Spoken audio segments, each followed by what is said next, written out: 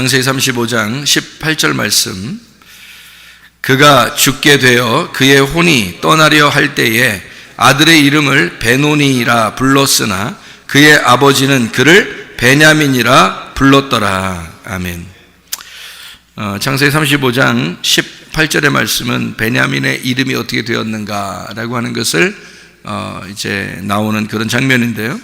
베노니라고 하는 그 이름이 어떤 의미를 갖고 있는가는 그 번호를 써 있어서 보니까 베노니라는 말은 슬픔의 아들이다, 이런 이름이었고요. 베냐민이라는 이름은 오른손의 아들이라, 이렇게 이야기했습니다. 그러니까 슬픔의 아들이라고 불렀더니 오른손의 아들이라고 불러주었더라. 성경에 이름이 바뀐 사람들이 있죠. 아브라함을 갖다가 아브라함으로 바꿔놓고, 사레를 사라로 바꿔놓고, 야곱이라고 하는 사람을 이스라엘이라고 이름을 바꿔놓는 그런 장면들이 있죠. 그 이삭을 이삭이라고, 그러니까 비웃는 이삭을 진짜 기쁨의 이삭으로, 웃음으로 바꿔놓는 그런 이야기를 우리가 볼 수 있는데요. 여기서 보면 베노니라는 이름이 베냐민이라는 이름으로 바뀌었더라. 그럼 바뀌는 어떤 과정이 있었을 거 아니겠는가? 그 과정이. 그러면 슬픔의 아들이라는 단어에서 오른손의 아들이란 말은 전혀 반대 말인데, 전혀 반대인데 이 반대가 갈 때 그 과정이라는 게 있지 않았을까 하는 얘기입니다. 그 과정이. 그럼 그 과정이 어떤 과정일까? 슬픔의 아들이라고 하는 것이 있고 오른손의 아들이라는 게 있다면 완전 반대거든요. 그러면 슬픔의 아들, 오른손의 아들이 오른쪽에 있다면 슬픔의 아들은 그럼 어느 쪽에 있겠어요? 왼쪽에 있겠죠. 그러니까 슬픔의 아들 쪽에 있는 왼쪽, 오른손의 아들 쪽에는 오른쪽인데, 그 오른쪽에는 그러면 슬픔이 변하여 오른쪽으로 갔으니까 부활의 모습, 그러니까 기쁨의 오른손으로 바뀌었겠죠. 그죠?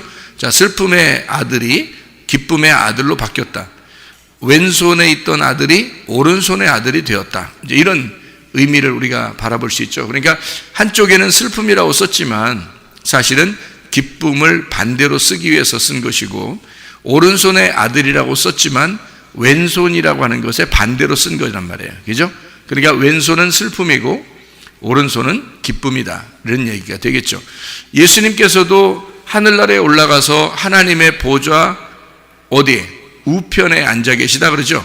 그러면 우편이라고 하는 거는 권능의 자리를 얘기하는 거고, 또 기쁨의 자리를 얘기하는 거고, 부활의 자리를 말하는 것이다. 그러니까 오른쪽이라고 하는 것은 왼쪽에서 오른쪽으로 갔을 때는 슬픔에서 기쁨으로, 그리고 죽음에서 부활로, 아래에서 위로 올라갔다, 이렇게 볼 수가 있죠. 예수님 십자가에 돌아가실 때도 왼편의 강도와 오른편의 강도가 있었죠.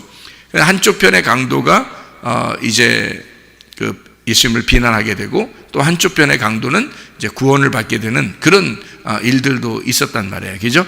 그러면 그 양편에 왜 강도가 있었느냐면, 한쪽 편의 강도를 미워해서 거기다 써놓은 게 아니라, 한쪽 편의 강도와 같은 내가, 예수님을 비난하던 내가 예수님을 바라보고 그 예수님의 그 죄 없으심을 인정하고 그분을 나의 주인으로 모셔드릴 때 한쪽 편으로 옮겨가는, 그러니까 한쪽 편 강도가 다른 한쪽 편으로 옮겨가서 낙원에 이르는 그런 장면들을 우리가 볼 수가 있다는 얘기죠. 부자와 거지 나설에서 부자가, 가짜 부자였던 부자가 예수님을 이제 제대로 가난한 거지가 되게 되면, 그러면 하늘나라의 진짜 부자가 된다라는 그런 이야기를 하는 것과 마찬가지죠. 그러니까 왼쪽과 오른쪽에는 모두 다 이게 완전히 반대를 성경에 써놓는 것은, 이것을 반대로 써놔서 이쪽 편과 이쪽 편을 갖다가 서로 한쪽은 나쁘다, 한쪽은 좋다라는 것을 쓰려고 하는 게 아니고, 한쪽 편에 있던 자가 한쪽 편으로 가는, 그러니까 이것이 두 개 다 내 마음 안에서 이루어지는 것이다 라는 것을 우리가 생각해 볼 수 있는 거죠. 그러면은 마음 안에서 베노니가 베냐민이 되었다라고 하는 것은 슬픔의 아들이 기쁨의 아들로 바뀌었다. 왼손의 아들이 오른손의 아들로 바뀌었다. 이렇게 볼 수가 있죠. 그러면 어디에서 일어나는 사건이라고요?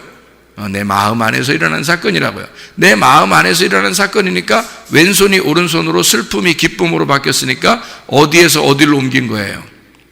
지옥에서 천국으로 옮긴 거죠. 그러니까 지옥의 자식이었던 땅의 운명에서 하늘의 운명으로 천국의 자식으로 바뀌었다는 거죠. 그러니까 땅의 운명에서 하늘의 운명으로 바뀌었다. 이렇게 볼 수 있는 그런 내용들이란 말이에요. 그러니까 나 자신에 대한 하나님께서 우리에게 배려하시는 그 말씀 자체는 나에게 말씀하시는 것이다 라는 것을 우리가 기억해야 되죠. 베냐민이 옛날에 살았는데 그 베냐민이라는 사람이 원래 이름이 옛날에 베논이었대, 태어날 때는. 그런데 그 아들을 아버지가 이름을 다시 불렀대, 베냐민이라고. 그래서 베냐민 지파가 있는 거야, 이스라엘 땅에는. 그 베냐민들이 지금도 살고 있어. 베냐민 지파 사람들이 지금도 살고 있어 라고 그렇게 얘기를 한다면 성경하고 나하고는 아무 상관없는 말씀이 되는 거죠. 그렇죠? 그런데 이 말씀이 나하고 진짜 상관 있는 말씀이 되려면 어떻게 돼야 돼요? 베노니가 베냐민이 돼야 되는데 내 마음 안에서 이루어지는, 내 마음 안에서 베노니가 베냐민이 되고 왼손이 오른손 되고 말이에요. 땅이 하늘로 되고요. 땅의 운명에서 하늘의 운명으로 바뀌어야 되고 지옥의 삶에서 내가 천국의 삶으로 바뀌어야 된다.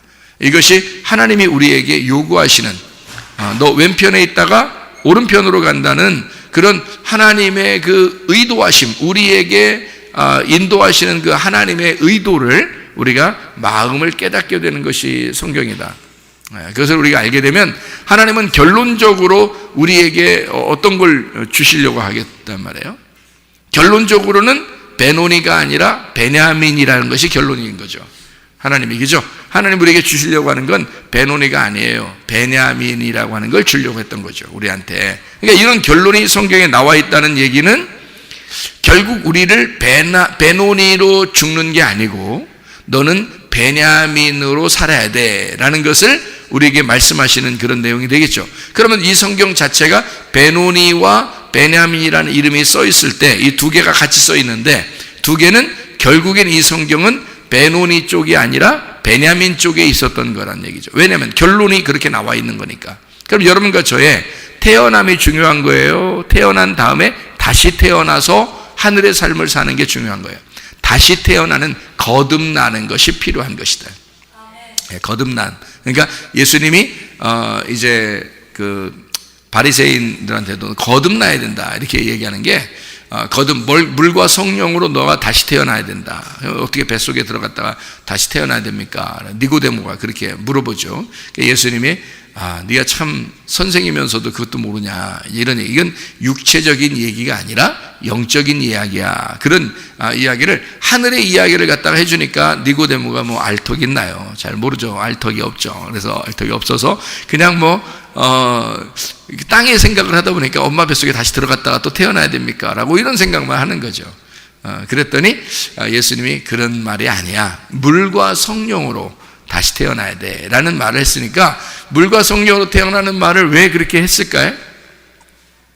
갑자기 뜬금없이 거듭난다고 하는 것은 물과 성령으로 태어나야 돼 라는 말을 왜 뜬금없이 했을까요? 그 뜬금없는 얘기 아니에요.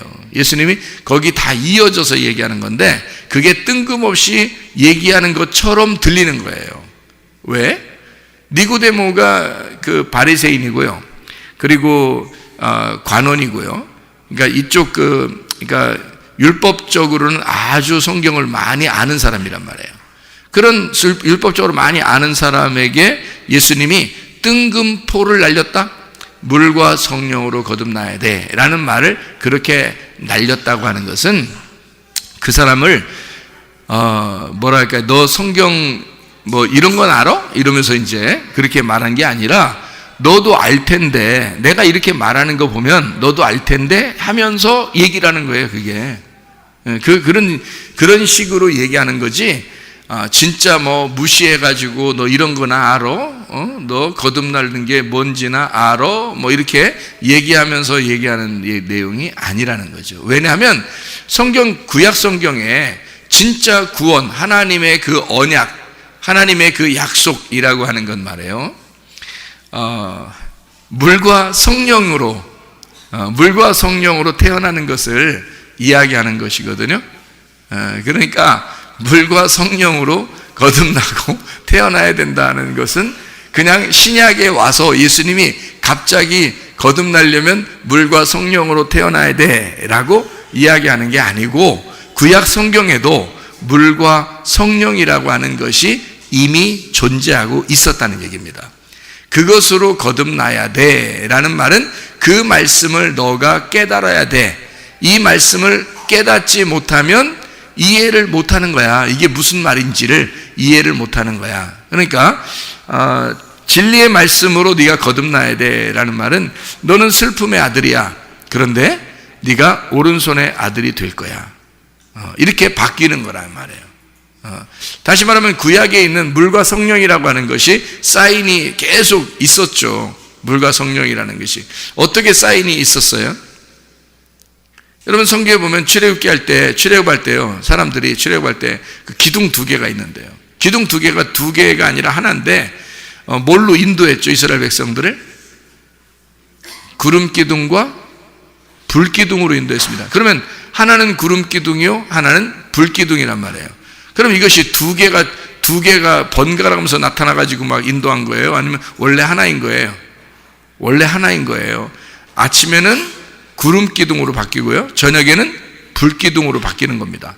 그러니까 구름 기둥과 불 기둥이라고 하는 것으로 이렇게 2개가 같은 하나로 우리를 인도하는 말씀이었다라는 얘기입니다. 그게 천사였다, 그렇게 얘기하죠. 그러니까 구름 기둥과 불 기둥으로 인도하는 천사였다. 그것으로 우리가 이제 이 말씀이라고 보는 거죠. 이 말씀이 그렇게 이루어졌다라는 얘기예요. 그러면 하나 구름 기둥은 뭘로 이루어졌어요? 물로 이루어진 거죠. 물층으로, 그죠? 불 기둥은요, 불로 이루어진 거죠. 예, 그러니까 물과 불로 이루어진 것이다. 이 성경은 물과 불로 이루어진 것이다, 이렇게 되죠. 물과 불로 이루어진 것이 있는데 그것이 물과 성령으로 이루어져야 된다라는 그런 얘기예요. 또 하나가 있죠. 창세기 9장에 보면 무지개가 있습니다. 무지개를 어떻게 보는 거죠? 무지개가 어떻게 돼 있죠? 이렇게 활 모양으로 돼 있어가지고 뭐가 올 때 이게 와요? 비가 오고 난 다음에 물기가 있을 때 햇빛이 딱 뜨고 그 속에 빛이 나는 거죠. 그러니까 물 안에 빛이 있는 거예요. 맞죠? 물 안에 빛이 있는 거예요. 그러니까 물 안에 불이 있는 거란 말이에요.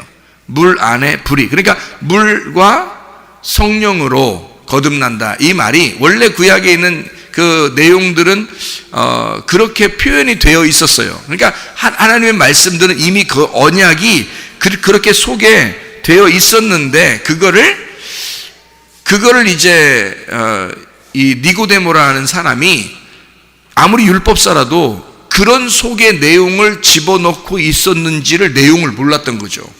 그러니까 예수님이 너 그 내용을 그런 거 들어봤지? 이런 거야 라고 설명하는 건데요, 그걸 모르죠. 왜냐하면 겉으로 이게 물과 성령으로만 생각하니까 물과 성령으로 거듭난다? 이게 뭐지? 이렇게 생각하니까 그런 거지, 사실은 그게 구약 성경에서 다 있었던 그런 내용들이란 말이에요. 그러니까 물 안에 불이 있는, 그죠? 물 안에 불이 있는 이것이 다 존재하고 있었던 거죠. 그래서 생각해 보세요. 창세기 1장에서도요 흑암이 있었고 하나님의 그 신은 그 물 위에 이렇게 존재하고 있었다라고 돼 있죠. 그러니까 물과 불이란 말이에요. 그러니까 그 불이 이쪽 땅으로 이렇게 침투해 들어오는데 그것을 뭐라고 표현하냐면 빛이 들어왔다, 이렇게 말하는 거예요. 그래서 이쪽 어둠에 빛이 들어왔다. 뭘 뚫고요? 물층을 뚫고 들어왔다는 거죠. 그러니까 물과 불이라고 하는 물과 빛, 이것을 설명해 놓는 그런 얘기들이거든요. 그러니까 거듭난다고 하는 것은 물과 성령으로 거듭나야 된다라는 말이 같은 내용들이었는데 율법을 아는 사람들은 그 말씀이 무슨 말인지 잘 이해가 안 될 수가 있죠. 그러니까 그러나 이건 원리적으로 딱 정해져 있는 것이니까 예수님은 아는데 니고데모는 모르고 있더라, 이런 얘기가 되겠습니다. 자, 무슨 말인지 알죠? 자, 그러면은 우리 성경을 생각해 보세요. 노아 시대에 뭘로 심판하죠? 물로서 심판합니다. 그러면 물로서 심판하는 노아 시대에 마지막에는 뭘로 심판한다 그래요? 불로서 심판한다 그래요. 그러면 그 불로서 심판한다는 것은 싹 다 태워가지고 그냥 뭐 작살내겠다는 의미예요? 아니면은 뭔가 하나님께서 우리를 사랑하는 그 마음이 속에 들어있는 거예요? 그냥 무작정 그냥 하나님 사랑하는 마음이 일단 들어있다고 일단 얘기를 해야 되겠죠? 왜냐하면 물로서 심판하시는 하나님이 불로서 심판하신다 그러면 무섭지, 더 잔인하지. 생각을 해보세요. 물로 죽이는 게 더 잔인해요? 불로 태우는 게 더 잔인해요? 불로 태우는 게 더 잔인하죠. 그런데 우리는 그 안에 물로서 심판하신다는 그 내용에서도 거기에 뭐가 준비되어 있었어요? 방주가 준비되어 있었다고요. 방주가 준비되어 있으니까 그 물이 전혀 한 방울도 물이 그 안에 들어가지 못했습니다. 그는 하나님이 미리 방주를 비가 오기 전에 미리 준비를 다 해놓고 시작을 하는 거란 말이에요. 그렇죠? 그러면 불로서 심판한다는 얘기도 뭔가 하나님의 내용이 있겠죠. 그럼 물로 심판하는 것도 물청소, 불로 심판하는 것도 불청소야. 그러면 이게 어떻게 돼? 다 뭐가 청소라는 건 뭐 하는 거예요? 정결하게 하는 거란 말이에요. 그러니까 정결하게 우리를 깨끗하게 만들기 위해서 하는 작업들이라고요. 처음에는 물로 한 것이고 그 다음에는 불로 하는 거예요. 그래서 이게 순서가 정해진 내용이라고요. 이게 그러니까 이것 하나의 언약이라고요. 하나님의 말씀, 하나님의 언약. 그래서 물과 성령으로 거듭난다는 말은 성경에 나와 있는 이 두 가지가 합해서 진리의 말씀이다. 요거를 네가 깨닫느냐라는 말이에요. 그러니까 요 두 가지가 하나인데 요것을 하나는 심판을 가리키고 하나는 주님의 사랑을 가리킨다. 그러면 심판은 어떤 심판의 목적을 가지고 있는 거다? 아니면 구원의 목적을 가지고 있는 거다? 구원의 목적을 가지고 너를 청소하려고 하는 것이다 이 말이에요. 그게 심판이라고 하는 겁니다. 그러니까 물로서 오든 불로서 오든 결국 나에게 있어서는 하나님의 정결하심을 위하여 나를 깨끗하게 만드는 하나님의 심판이었다는 거죠. 그러면 그 심판 자체가 구원이 올 수 있다는 얘기예요. 이것이 하나님의 말씀이라고 하는 것을 깨닫기만 하면은 말입니다. 그러나 이걸 깨닫지 못하면 실제로 자기가 너무 교만해지고 하나님처럼 돼서 자기가 진짜 불심판으로 끝나버리면 이것은 영원히 기회가 없어지는 거죠. 그러나 이 전에 말씀을 우리가 깨닫고 하나님은 이렇게 목적을, 결과적인 그 결론의 목적을 하나님의 사랑, 하나님의 은혜, 하나님의 복음, 하나님의 구원으로 놓고 우리를 심판하시는 것은 우리를 깨끗하게 하심이다. 깨끗하게 하려고 우리를 그렇게 심판하시는 것이다 라고 믿게 만드는 거죠. 하나님이 그를 믿게 만드니까 여기서도 베노니라고 슬픔의 아들이라고 하는 것을 아버지는 뭐라고 부른다고요? 아니야, 슬픔의 아들이 아니라 이 아들은 반드시 오른손의 아들이 될 거야 라고 베냐민이라고 불렀단 말이에요. 그러니까 이게 놀라운 거죠. 이게 하나님의 말씀을 그 계시로 깨달은, 그러니까 하나님의 그 고통을 다 받고 그 슬픔의 아들로서 자기가 고통을 다 받아본 그 야곱이 하나님 앞에 이스라엘이 되고 그 이스라엘의 축복을 받는 것이 무엇인지를 깨닫는 그 이스라엘의 그 계시가, 하나님의 그 놀라운 계시를 그가 깨달아서 베노니가 죽을 때 그 엄마의 죽음과 목숨과 바꾼 그 슬픔의 아들이 결국 오른손의 아들이 된다는 그 말씀을 그가 알고 그렇게 이름을 바꿔놓는다는 것은 이름이 베노니가 뭐야, 베냐민 해야지. 적어도 베냐민 해야지. 야, 이름 더럽게 지었다, 아주 더럽게 짓지 말고 이름 좀 바꿔라, 개명 좀 하자, 이래서 베냐민 이렇게 말한 게 아니란 말이에요. 이것은 하나님의 계시라는 거죠. 하나님의 계시를 통해서 이렇게 말씀하시는 것이다, 이런 이야기를 하는 것입니다. 자, 제가 이제 성경을 여러분 이렇게 이런 식으로 이렇게 보게 되면 제가 성경을 여기서 한번 창세기니까 한번 찾아봅시다. 창세기 42장 16절을 한번 봐봐요. 창세기 42장 16절 말씀. 너희 중 하나를 보내어 너희 아우를 데려오게 하고 너희는 갇히어 있으라. 내가 너희의 말을 시험하여 너희 중에 진실이 있는지 보리라.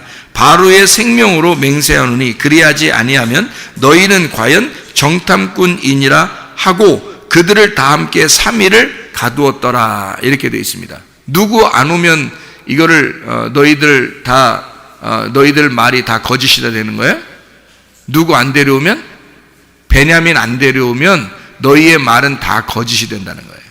그죠? 물론 이제 요셉이 자기 동생이니까, 친동생이니까 뭐 그렇게 얘기할 수도 있겠죠. 친동생 좀 데려와라. 보고 싶어 죽겠다. 뭐 이렇게 할 수도 있겠죠. 그런데 일부러 이제 12명의 그 아들에서 이 베냐민을 특별히 진실이냐 거짓이냐를 시험할 때 그 베냐민을 갖다가 이름을 거론했다라는 것을 우리가 볼 수 있죠. 그래서 42장 18절에 보면요, 사흘 만에 요셉이 그들에게 이르되 나는 하나님을 경외하노니 너희는 이같이 하여 생명을 보전하라 라고 하고요, 20절에 너희 막내 아우를 내게로 데리고 오라. 그러면 너희 말이 진실함이 되고 너희가 죽지 아니하리라 하니 그들이 그대로 하니라. 이렇게 되어 있습니다. 그러니까 3일을 가두어 놓고 정신 버쩍 나게 하고 난 다음에 그 다음에 이런 얘기를 또 해요. 베냐민 데려와라. 그러면 너희들이 진실한지 아닌지 내가 시험할 수 있다. 이렇게 이야기를 하잖아요. 그러니까 베냐민이 뭘 대단한데 다른 사람들은 뭐 아무것도 아니야. 그럼 요셉한테는 다른 사람들도 아무거예요. 다른 사람들도, 다른 형제들도 다 아무건데 베냐민이 더 아무거라 그렇지. 자기 속에는. 왜냐하면 베냐민이 뭔 거예요? 그러니까 요셉의 입장에서는 베냐민이 시험하는 기준이란 말이에요. 시험하는 기준. 자, 어떤 기준을 가지고 있다고? 이름이? 베냐민이 어떻게 이름이 됐다고요? 뭐에서 뭘로 됐다고? 베노니에서 베냐민으로 바뀌었다고. 그러면 이게 성경에 뭐가 된다는 거예요? 여러분을 시험하는 잣대가 되는 거란 말이에요. 여러분이 말씀을 어떻게 알고 있느냐에 대한 잣대가 되는데 그게 베냐민이라는 겁니다. 베노니에서 베냐민으로 바뀐, 그러니까 슬픔의 아들이 오른손의 아들이 되는 요 말씀이 기준이 된다 그 말이에요.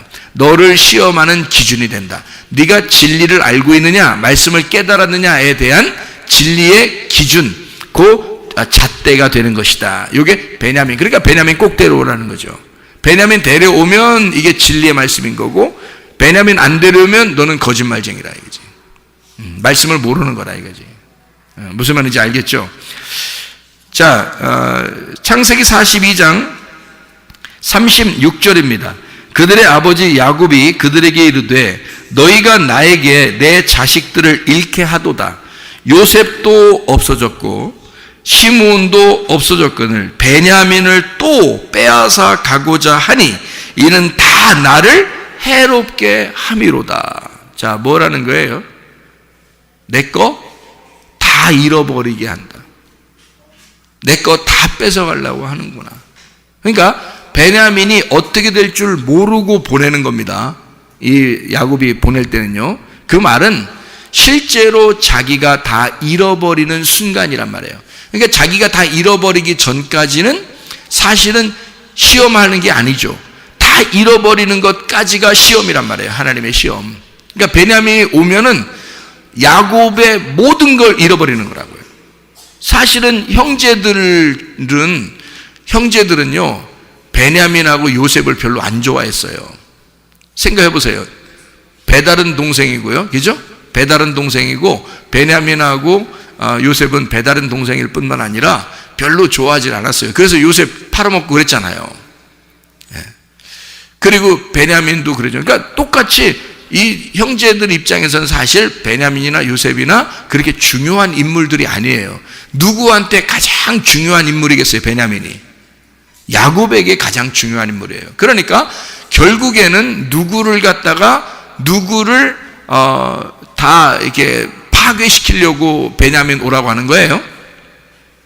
야곱이라는 사람을 파괴시키려고 베냐민 오라고 한 거예요. 결국에는 야곱이라는 내가 모든 어떻게든지 내가 가지고 소유한 것들을 가지고 있는 것 그거 하나까지도 뺏어버리려고 하는 게 하나님의 마음이라는 거죠. 근데 그게 쉬우냐고. 여러분 같으면 그게 쉽냐고요.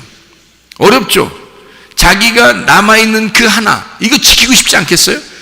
요셉하고 베냐민의 두 아들이 굉장히 사랑하는 라헬을 통해서 나왔는데 자기가 처음부터 라헬 하나 부인 얻으려고 한 거잖아요.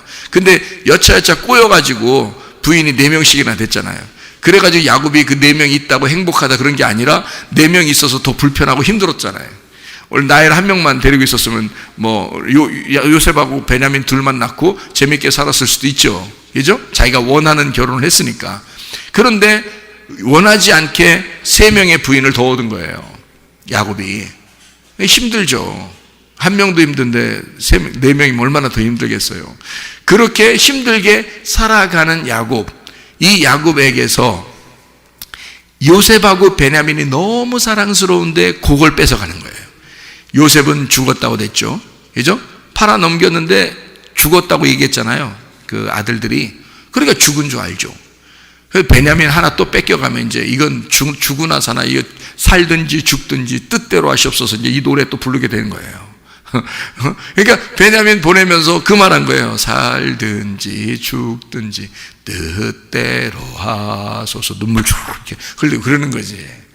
그러니까 결국에는 누구의 마음을 찢어 놓으려고 한 거예요? 베냐민의 아버지의 마음을 찢어 놓으려고. 그 누구예요 그게? 베냐민의 이름을 지어준 게 누구예요? 아버지잖아요. 그 아버지의 마음을 찢어 놓는 거예요.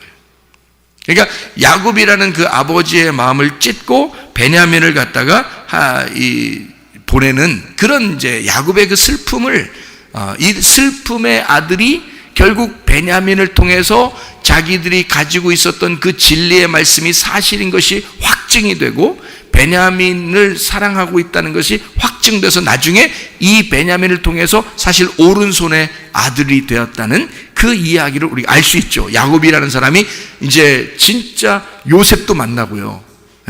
요셉도 만나고 뭐 부활하신 예수님이죠. 요셉이 감옥에 잡혀 있다가 꿈을 해석해주고 그리고 바로의 이제 오른팔이 됐으니까 오른손의 아들이 된 거죠. 그래서 베냐민을 통해서 요셉을 만나게 되잖아요. 그죠? 베냐민을 통해서. 그죠? 슬픔의 아들이 오른손의 아들이 되는 베노니가 베냐민이 되는 역사. 이게 성경이라는 거죠. 그래서 베냐민을 통한 요셉까지도 만나게 되는 역사다. 근데 베냐민을 오라고 할 때는 야곱의 가슴이 어떻게 된다? 찢어지는 것이다. 이 슬픔의 아들이 되는 거다. 베냐민을 통해서 슬픔의 아들이 된다. 근데 베냐민을 통해서 가보니까 오른손의 아들이 되었다. 권능으로 요셉이 앉아있더라는 거죠. 이런 것을 성경에서 깨닫게 되었더라 이 말입니다. 창세기 43장 14절요. 43장 14절 말씀. 자, 전능하신 하나님께서 그 사람 앞에서 너희에게 은혜를 베푸사 그 사람으로 너희 다른 형제와 베냐민을 돌려보내게 하시기를 원하노라. 내가 자식을 잃게 되면 이들이 이르리로다. 이 말 뭐 가끔 나오죠 성경에. 죽으면 죽으리로다 이런 거 있잖아요. 죽으면 죽으리로다. 살든지 죽든지 뜻대로 하소서 하고 보내는 거예요. 눈물 쭉 흘리면서. 그죠? 이르면 이르리로다. 그렇게 보내죠. 44장 30절입니다. 44장 30절. 아버지의 생명과 아이의 생명이 서로 하나로 묶여 있거늘 이제 내가 주의 종 우리 아버지에게 돌아갈 때에 아이가 우리와 함께 가지 아니하면. 그런 말하죠. 45장 27절을 한번 봐요. 45장 27절 28절까지요. 그들이 또 요셉이 자기들에게 부탁한 모든 말로 그에게 말하매 그들의 아버지 야곱은 요셉이 자기를 태우려고 보낸 수레를 보고서야 기운이 소생한지라. 이스라엘이 이르되 조카도다. 내 아들 요셉이 지금까지 살아있으니 내가 죽기 전에 가서 그를 보리라 하니라. 이렇게 되어 있습니다. 자, 베냐민의 이름이 어떻게 이루어졌냐면 베노니에서 베냐민으로 바뀌었습니다. 베노니는 슬픔의 아들이고 베냐민은 오른손의 아들입니다. 베냐민 지파에 대한 여러분이 좀 성경을 보게 되면요, 창세기 49장에 보면 이제 이스라엘이, 그러니까 야곱이라는 이스라엘이 축복하는 장면이 나와요. 창세기 49장이에요. 여러분 창세기 49장, 창세기를 쭉 본 거니까 창세기 49장을 한번 봐봐요. 어떻게 보이나. 자, 49장 2절에 보니까 이렇게 되어 있어요. 너희는 모여 들으라. 야곱의 아들들아, 너희 아버지 이스라엘에게 들을지어다 라고 하고 축복을 시작합니다. 그죠? 그러고 난 다음에 누굴 먼저 축복해요? 3절에 누굴 먼저 축복하죠? 르우벤을 축복합니다. 르우벤아, 너는 내 장자요 내 능력이요 내 기력의 시작이라. 위풍이 월등하고 권능이 탁월하다마는, 자, 하다마는 이제 그러나 이러면 이제 뒤에 말이 좋은 말이 안 나와요. 그러면 그러나 그러면 안 좋은 말이 나오는데, 탁월하다마는 물의 끓음 같았은즉, 너는 물의 끓음 같았다는 말은 이게 나댔다 그 말이죠, 그죠? 너 좀 나댄다 이 말이에요. 자, 물의 끓음 같았은즉 너는 탁월하지 못하리니 네가 아버지의 침상에 올라 더럽혔음이로다. 그가 내 침상에 올랐어. 야, 진짜 여러분, 이거 아버지가 마지막 죽기 전에 자기 아들한테 할 말입니까? 아니, 그 전에 얘기하고 끝내야지. 뒤끝이 얼마나 심합니까 이게. 이건 지금 마지막, 지금 성경책에 쓰는 창세기를 마무리하면서 마지막으로 지금 쓰는 내용이에요. 성경을 창세기를 마무리하면서 야곱이, 그러니까 이스라엘의 조상이죠. 그러면 나중에 그 르우벤이 죽지 않는 한, 네? 그 자손들이 생길 거 아닙니까? 그죠? 자손들이 생기면 그 자손들이 나중에 이 성경책을 볼까 안 볼까? 보겠잖아요. 그러면 르우벤 자손들은 기분 더럽지 않겠습니까? 여러분이 르우벤 자손이라면 이 성경 여기 창세기 49장 내용을 보고 싶겠어요? 안 보고 싶겠어요? 여러분이 자손이라면 보고 싶겠냐고 이거를. 우리는 누구 자손이 되는 거다 그럼? 르우벤 자손이 되면 그 후손들이 이 책을 보면서는 우리 조상 르우벤은 이런 짓 했대. 이거를 쓰려고 생각이 나도 말하지 말았어야 되는 거 아니에요 이게. 그죠? 여러분 같은 말 하겠어요? 마지막 성경의 창세기를 마무리하면서 지금 쓰는 축복인데요, 그 축복을 하면서 축복은 고사하고 저주를 내린다 이게? 그러면 이상하잖아요 여러분. 이상하죠? 네? 안 이상해 하나도? 이상하죠? 이거 마지막 마무리 축복하는 장면에서 저주를 내리고, 그리고 그의 자손들이 이것을 볼 수 있도록 만들었다? 그 자손들, 아니 그 자손들 뿐만 아니라 전 세계에 흩어져 있는 하나님을 믿고 주님을 영광스럽게 나타내는 그 주님을 주인으로 모시는 자들이 다 보게 되는데, 르우벤은 이런 짓 했대요 라고 써놨다. 문제가 크지 않겠습니까? 문제가 크죠 이렇게 되면. 성경은 그냥 막 쓴 거예요? 아니면 뭔가 질서 있게 쓴 거예요? 질서를 읽고 쓴 거예요. 그러니까 질서를 잡아놓고 쓰는 거예요. 성경은 이걸 정해놓고 질서를 잡아놓고 쓰는 거지 그냥 막 쓰면 안 되는 거예요. 그래서 이거는 막 얘기한 게 아니다. 그냥 입이 열렸다고 그냥 말하는 게 아니다. 이건 뭔가 계시가 있었다는 거예요, 그에게. 그래서요, 르우벤이라고 하는 이 사람이 여기서 장자인데 그가 참 탁월한 자다. 그런데 아버지의 침상을 더럽혔다. 아버지의 침상을 더럽혔다라는 말은 어떤 인간이 됐다는 얘기예요? 아버지의 침상을 더럽혔다. 어떤 인간이 됐다는 얘기예요? 인간 말종이 됐다는 얘기잖아요. 인간 말종인데 그냥 말종이에요? 상말종이에요? 상말종이 된 거란 말이에요. 그러면 상말종인데 이거를 갖다가 왜 침상을 더럽혔다는 얘기를 꼭 여기다 쓸까요? 침상을 더럽혔다는 말을. 이상하죠, 그죠? 침상을 더럽혔다라는 말을 쓰는 것은요, 음란했다라는 말입니다. 음란하다, 음행하다, 그 말입니다. 그러면 인류의 조상 첫 번째 아담이 어땠나요? 인류의 조상 첫 번째 아담, 하나님의 첫 번째 아들, 첫 아들 아담이 어떤 사람이 되었어요? 선악과를 먹어버렸죠. 선악과는 먹음직 보암직 탐스럽게 하는 거였는데 그것을 먹어버렸어요.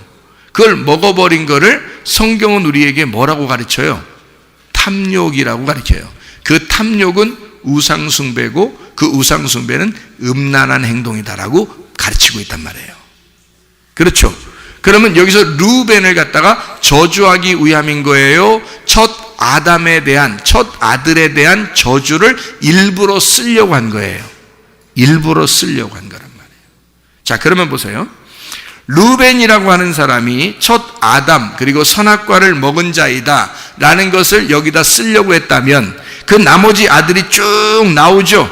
시므온, 레위, 유다, 스불론, 이사갈, 단, 갓, 아셀, 납달리, 요셉까지 쭉 나옵니다. 그리고 난 다음에 베냐민이 나오는 거예요. 베냐민은 여러분 야곱의 아들 중에서 베냐민은 첫 번째 아들이에요? 중간 아들이에요? 마지막 아들이에요? 마지막 아들이에요. 마지막 아들이라고 하는 것을 쭉 중간에 여러 아들이 쭉 있고요. 그 다음에 마지막 아들을 갖다가 써놓는 거죠. 베냐민, 마지막 아담에 대한 이야기를 쓰는 거죠. 베냐민 이름이 무슨 이름이라고요? 오른손의 아들이다. 오른손의 아들이라는 말은 뭐예요? 왼쪽에 있었다가 오른손으로 갔다는 얘기 아니에요, 그죠?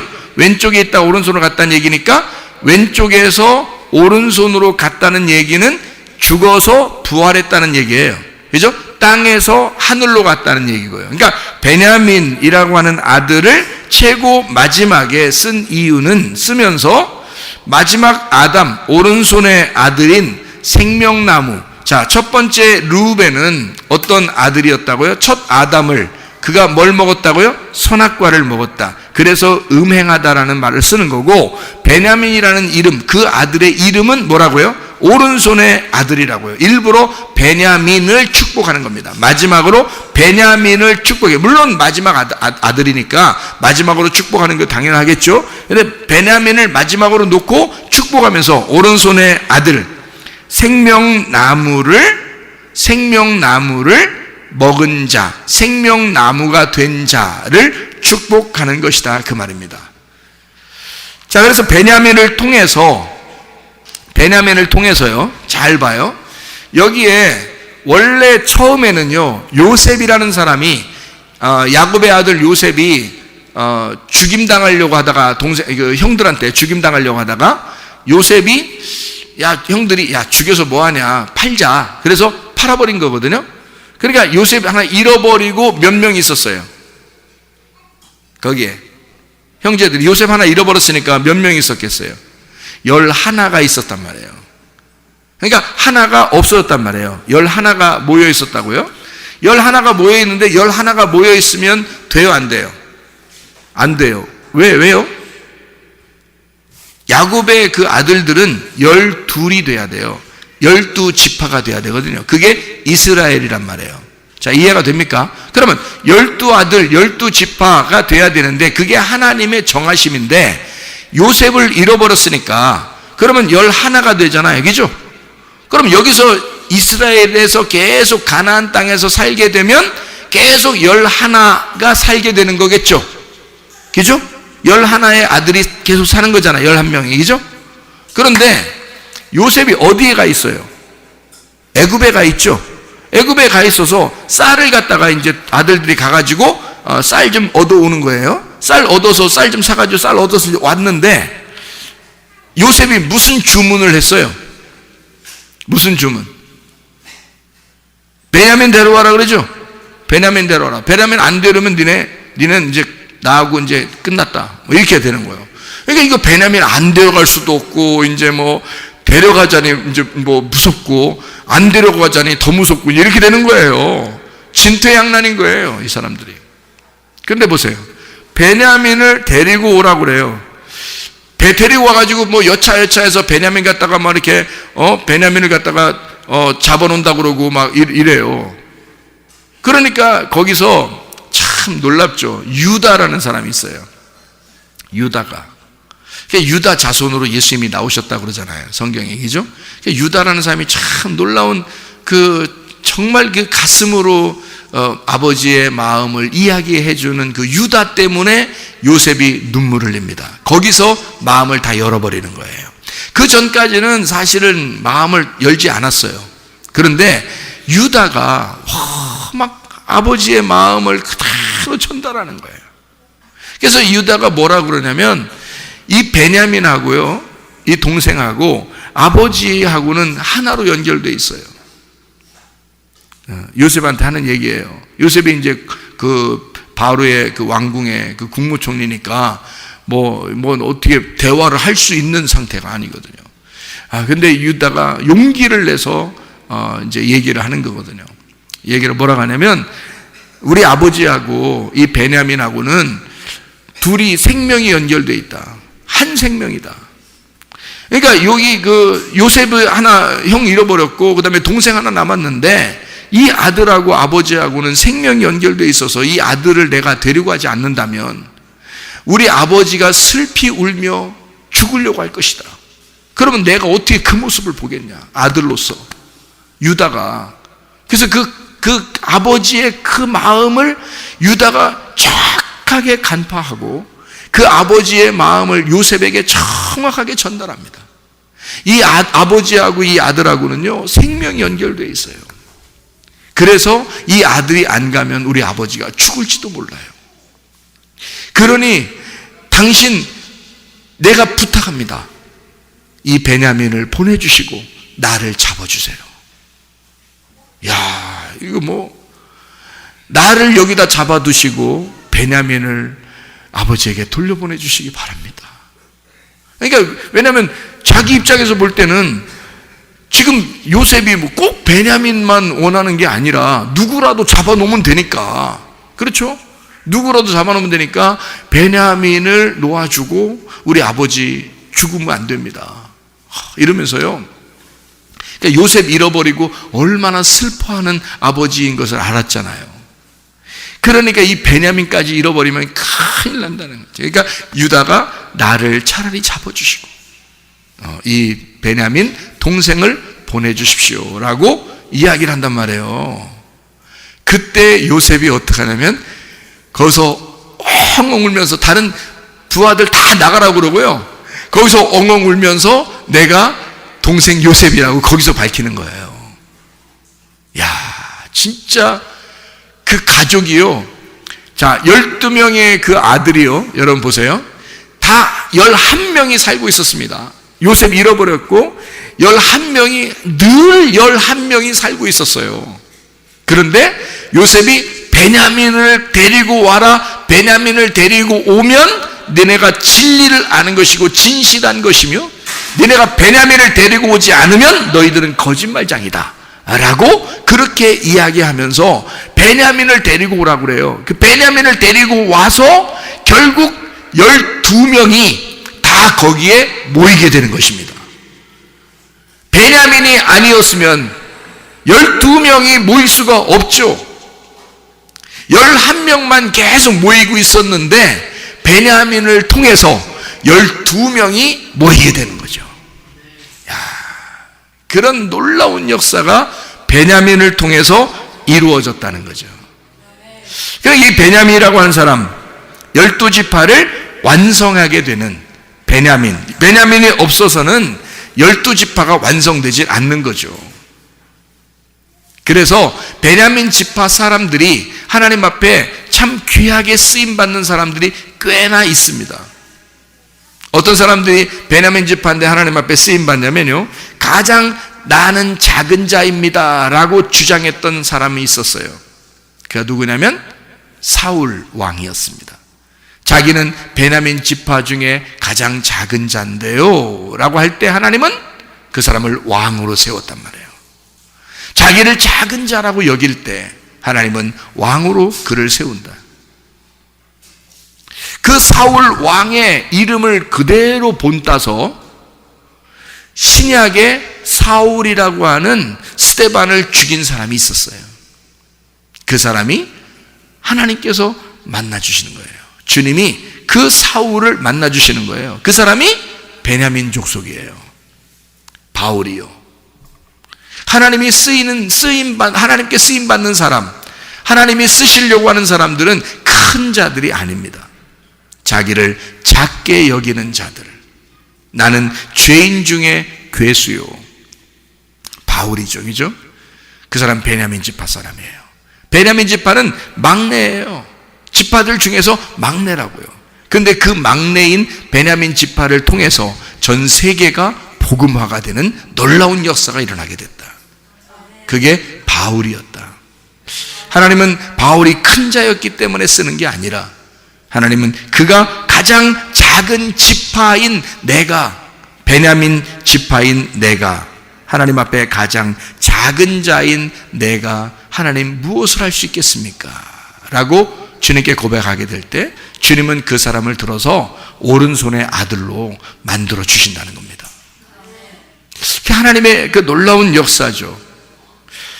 이렇게 베냐민은 막내지만 이 베냐민을 통해서 마지막 아담을 완성하고 12지파의 모든 지파를 완성하고 그리고 이 모든 오른손의 왼쪽에서 드디어 오른쪽으로 가게 되는 놀라운 역사를 이 아버지가 그가 태어날 때 대논이었어요. 분명히 슬픔이었습니다. 자기가 가장 아끼고 사랑하는 아내가 잃어버렸어요. 그 순간, 그러니까 이 아들을 얻을 때 자기의 아내가 죽은 거거든요. 그렇게 슬픔이 있는 아들, 이 아들을 아버지는 오른손의 아들이라고 그렇게 불렀단 말이에요. 너는 슬픔의 아들이 아니라 마치 이제 오른손의 아들이 될 것이다.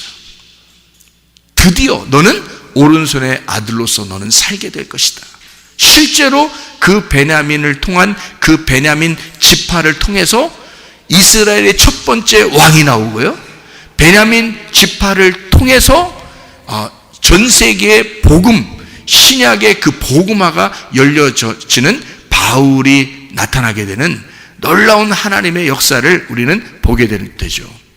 베냐민 지파, 이 베냐민이라는 사람을 통해서 오른손의 아들을 통해 모든 지파가 하나가 되고 서로 합력해서 선을 이루는 하나가 되는 그런 놀라운 완성을 우리는 보게 되는 것입니다.